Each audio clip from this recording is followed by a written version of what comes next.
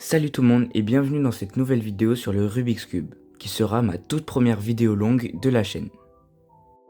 Donc pour cette première vidéo longue, je vais faire un tuto sur la méthode Friedrich simplifiée. Donc pour ceux qui ne connaissent pas les méthodes Friedrich, c'est la méthode pro du Rubik's Cube. Alors, il faut savoir que la méthode Friedrich simplifiée, on ne va pas s'occuper des deux premières couronnes, mais des étapes juste après. Donc en tout, pour la méthode Friedrich simplifiée, il y aura deux tutos. Les OLL, ce qu'on appelle les OLL, c'est faire la face jaune. Et le deuxième tuto, ce sera les PLL. Donc PLL, c'est après avoir fait la face jaune, on va compléter le cube, tout simplement.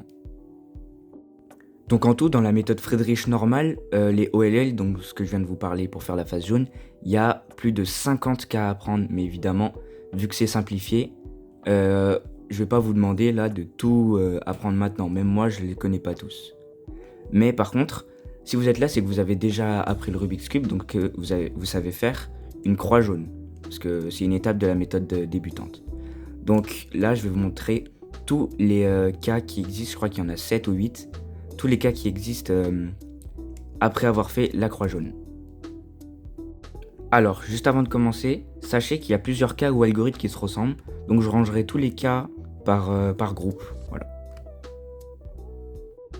Alors, on va commencer par ces deux cas qui se ressemblent énormément. Donc déjà celui-ci. Vous voyez qu'il y a une croix jaune avec un coin jaune qui est déjà bien orienté. Et tous les autres coins jaunes, ils vont dans cette direction, on est d'accord? Donc vous vous placez comme ça et vous faites cet algorithme.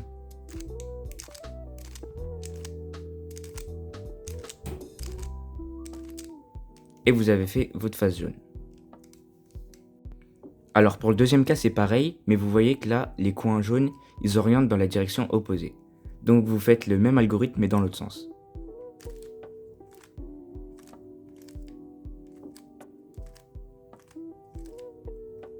Voilà. Donc ça, je pense que c'était les cas les plus simples. Alors, ces deux cas-là, ils se ressemblent aussi beaucoup, mais je vais quand même commencer par celui-là parce que c'est ce qui me semble le plus facile. Donc déjà, vous pouvez voir qu'il y en a deux qui sont bien mis, cette fois, de coins, et les deux autres, ils regardent dans cette direction.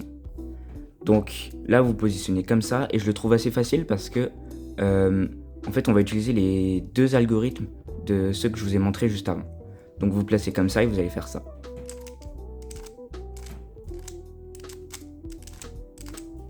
Là, vous allez tomber sur l'autre cas, et vous pouvez faire ça.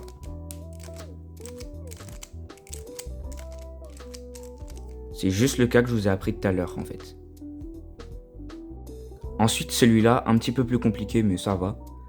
Vous avez aussi deux coins bien placés, sauf que les coins mal placés, ils regardent pas devant, mais sur les côtés. Donc vous vous placez comme ça, et vous faites cet algorithme.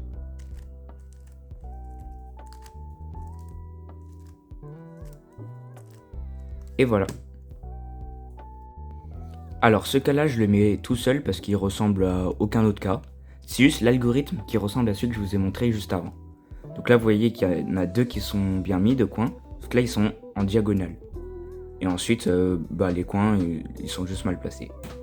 Donc vous vous positionnez comme ça, avec le coin mal placé qui regarde de ce côté-là. Et vous faites cet algorithme.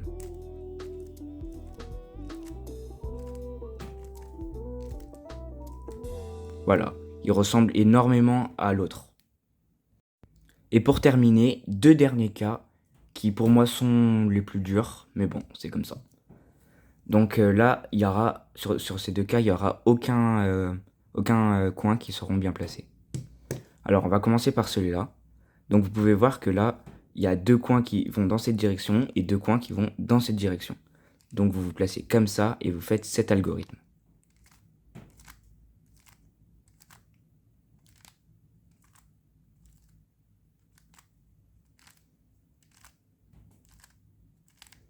Et votre face jaune est faite.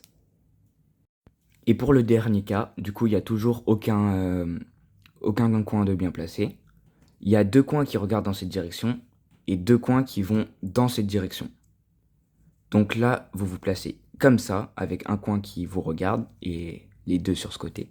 Et vous faites cet algorithme.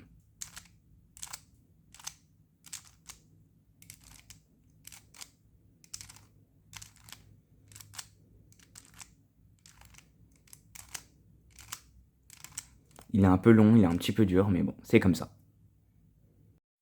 Donc si cette vidéo t'a plu et t'a aidé à t'améliorer, tu peux liker et t'abonner. Et moi je te dis à bientôt pour la partie 2 de la méthode Friedrich simplifiée.